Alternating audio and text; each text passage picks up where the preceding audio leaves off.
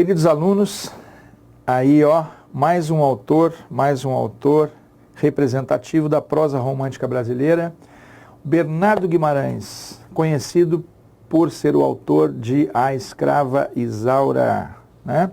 Já tinha falado para vocês, agora vamos ver o que eu escrevi aí sobre. Olha lá, escreveu A Escrava Isaura, romance que foi roteirizado para o formato de telenovela, o que o tornou conhecidíssimo do público brasileiro e também de ultramar. Foi o maior sucesso, um dos maiores e mais retumbantes sucessos da TV portuguesa até hoje. Muito mais pelos sofrimentos e amor reprimido da personagem televisiva infligidos por seu algoz.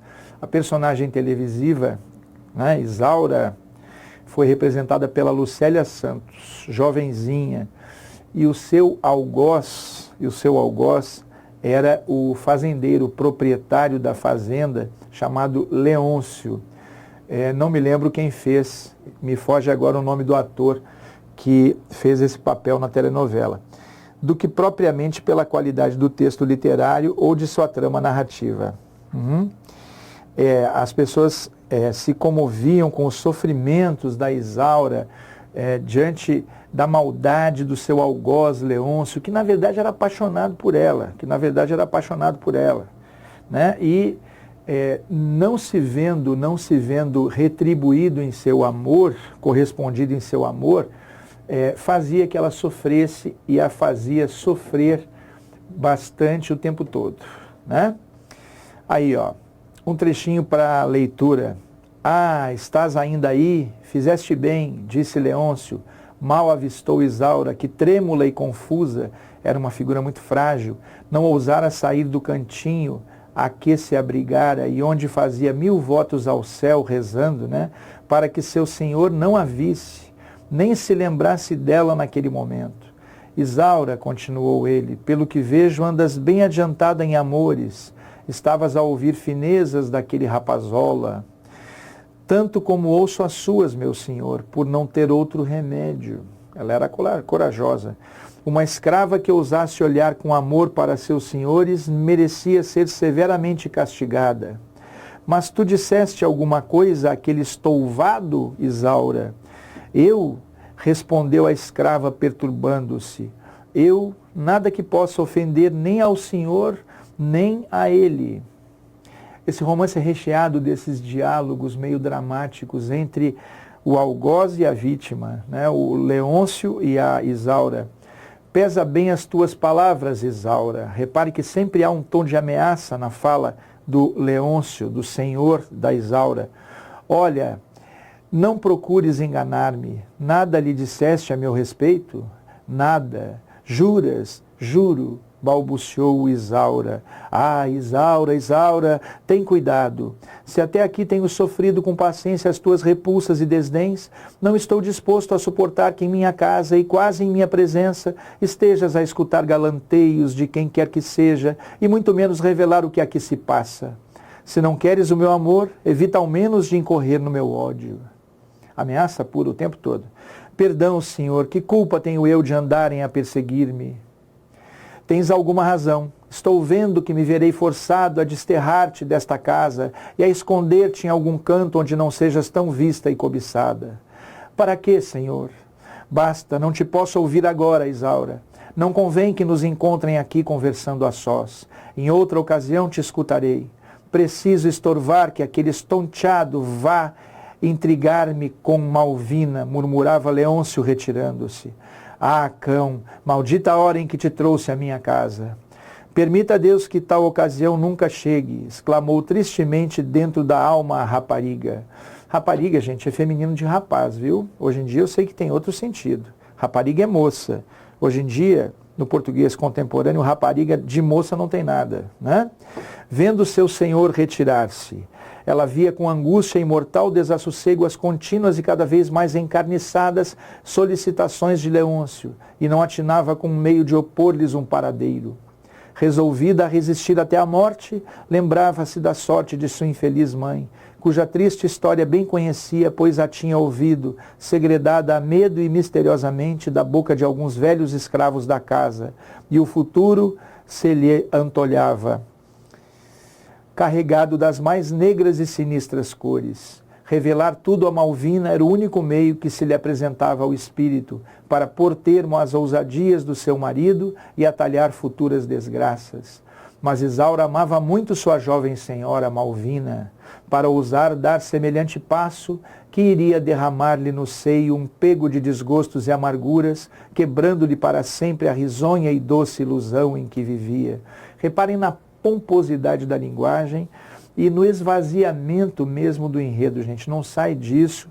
E o texto, como já vimos antes, tem que rechear-se de descrições. O último trechinho aí: o pai de Isaura, o único ente no mundo que, à exceção de Malvina, se interessava por ela, pobre e simples jornaleiro, não se achava em estado de poder protegê-la contra as perseguições e violências de que se achava ameaçada. Em tão cruel situação, Isaura não sabia senão chorar em segredo a sua desventura. Vivia chorando e implorar ao céu, vivia rezando, do qual somente podia esperar remédio a seus males. E o romance não sai disso, né? Foi um grande sucesso televisivo. Vamos a mais um autor, sem dúvida, o mais importante do romantismo brasileiro na prosa. Vamos lá? José de Alencar, José Martiniano de Alencar. Olha lá, ó.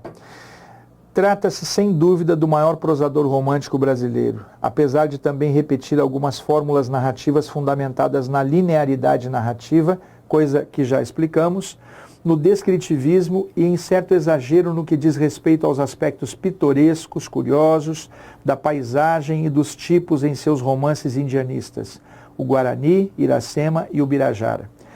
A parte o que está aí, gente, o Alencar é importante por ter feito um projeto literário. Ele quis produzir uma obra que, ao mesmo tempo, tratasse das regiões do Brasil, tratasse do passado indígena, né, brasileiro, tratasse da urbanidade nascente do país, sempre querendo produzir uma obra que abarcasse a realidade brasileira como um todo, por meio da sua história inteira. É um projeto muito grande para uma vida só, né? E ele conseguiu realizá-lo em boa parte, não é? Produzindo obras significativas. Os romances urbanos, né? Senhora, Diva e Lucíola são os mais bem executados, tá? E revelam uma certa maturidade literária. Tá legal? Eu selecionei um trecho do romance Iracema, eu selecionei também um trecho do romance O Guarani e depois um trechinho do romance Senhora, tá certo? Vamos ver aqui, ó. Além desses, também escreveu romances regionalistas que procuram apresentar as características mais típicas das diversas regiões culturais do país. O gaúcho, o sertanejo e o tronco do ipê. Também produziu romances de cunho histórico. Ó, reparem que a obra procura abranger a história do Brasil em suas diversas facetas, o passado indígena, o passado histórico, as regiões do Brasil por meio de seus tipos, de suas personagens típicas e a urbanidade nascente em nosso país. Ele fez o melhor que pôde, Vamos ver, ó. Também produziu romances de cunho histórico, como As Minas de Prata e A Guerra dos Mascates.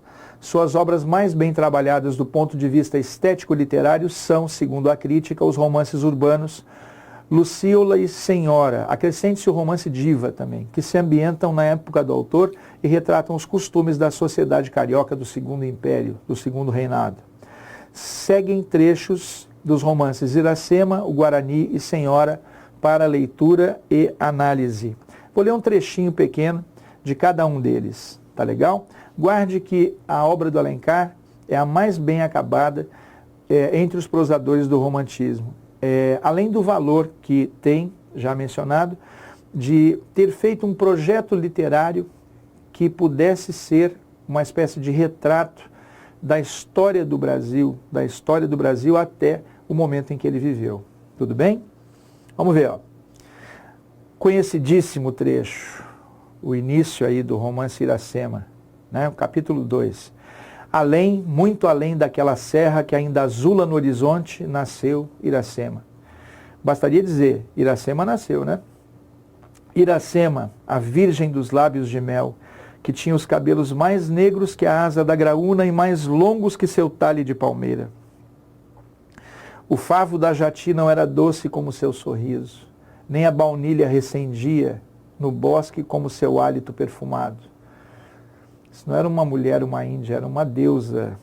Mais rápida que a ema selvagem, a morena virgem corria o sertão e as matas do Ipu, da Serra do Ipu, no Ceará, onde campeava sua guerreira tribo da grande nação tabajara.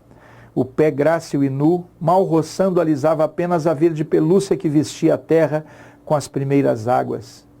Um dia, ao pino do sol, ela repousava em um claro da floresta. Banhava-lhe o corpo à sombra da oiticica, mais fresca do que o orvalho da noite. Os ramos da acácia silvestre esparziam flores sobre os úmidos cabelos, escondidos na folhagem, os pássaros ameigavam o canto. Iracema saiu do banho. O aljôfar d'água ainda arroreja, como a doce mangaba que corou em manhã de chuva. Enquanto repousa em pluma das penas do gará as flechas de seu arco e concerta com o sabiá da mata, pousado no galho próximo, o canto agreste. Reparem na descritividade do trecho escolhido. Romance da fase, digamos assim, indianista, né, do José de Alencar. Vamos ver aí, ó, um trechinho do romance Senhora. Mais lá para frente, aqui ainda continua, não, aqui nós temos um trechinho do romance O Guarani. Vamos ver, ó. O sol, a tarde ia morrendo, o sol declinava no horizonte e deitava-se sobre as grandes florestas que iluminava com seus últimos raios.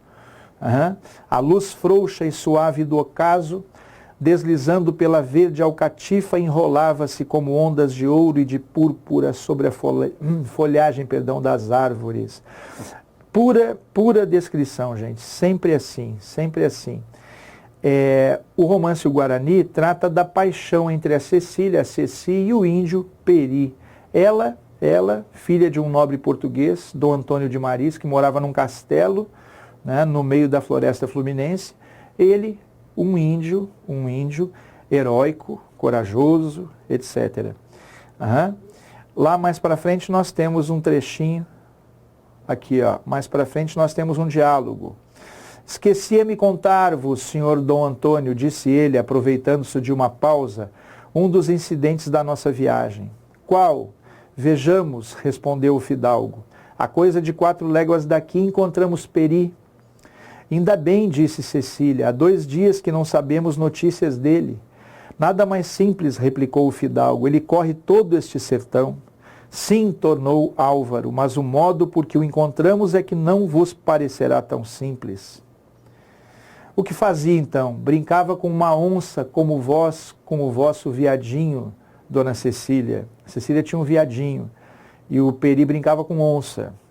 Meu Deus, exclamou a moça soltando um grito. Que tens, menina? Perguntou dona Lauriana. É que ele deve estar morto a esta hora, minha mãe. Não se perde grande coisa, respondeu a senhora. Mas eu serei a causa de sua morte.